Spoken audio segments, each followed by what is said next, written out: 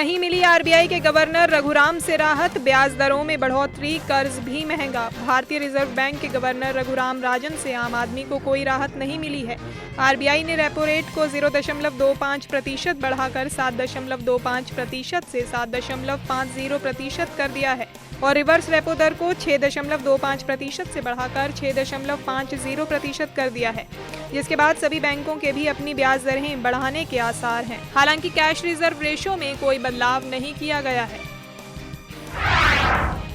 टूटा शेयर बाजार, रुपये में भी 70 पैसे की गिरावट। आरबीआई के नए गवर्नर रघुराम राजन से सस्ते कर्ज की उम्मीद लगाकर बैठे उद्योग जगत को बड़ी निराशा हाथ लगी है। आरबीआई द्वारा रेपो रेट में इजाफे का शेयर बाजार पर भी बुरा प्रभाव पड़ा। डॉलर के मुकाबले रुपया 70 पैसे की गिरावट के साथ जहां 62.46 पर पहुंच गया, वहीं बॉम्बे शेयर बाजार का सेंसेक्स 500 अंक से अधिक और नेशनल स्टॉक एक्सचेंज का निफ्टी करीब 175 अंक लुढ़क गया। जनरल वीके सिंह कटघरे में एक अखबार ने किया सनसनीखेज खुलासा। पूर्व सेना अध्यक्ष जनरल वीके सिंह घेरे में हैं। एक अखबार के सनसनीखेज खुलासे में सेना ने वीके सिंह द्वारा गठित सीक्रेट सर्विस यूनिट का इस्तेमाल गुप्त ऑपरेशन और गैर कानूनी गतिविधियों में करने का आरोप लगाया है। इंडियन एक्सप्रेस के मुताबिक सेना ने वीके सिंह की बनाई सीक्रेट सर्विस यूनिट की जांच की सिफारिश की है। सीक्रेट फंड दुरुपयोग मामले में मनीष तिवारी ने कहा, जांच के बाद होगी कार्रवाई।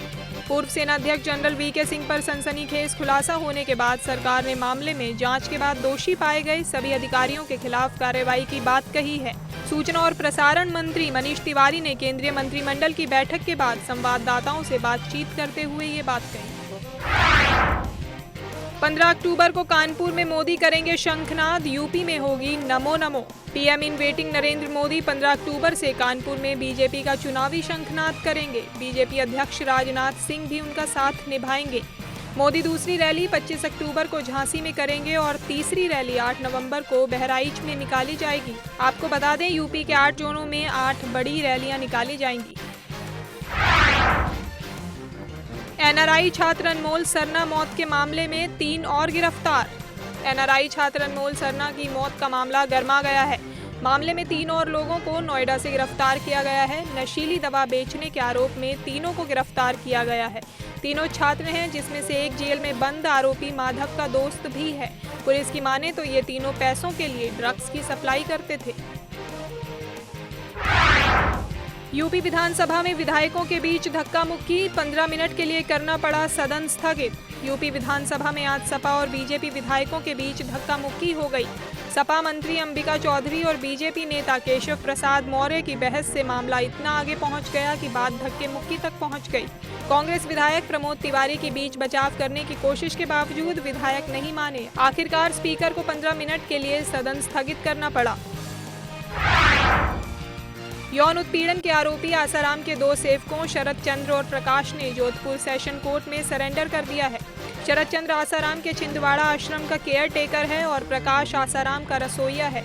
आपको बता दें, इन दोनों का संबंध छिंदवाड़ा के हॉस्टल से ही है। माना जा रहा है कि सेवकों के आत्मसमर्पण से आसाराम की मुश्किलें और बढ़ सकती हैं।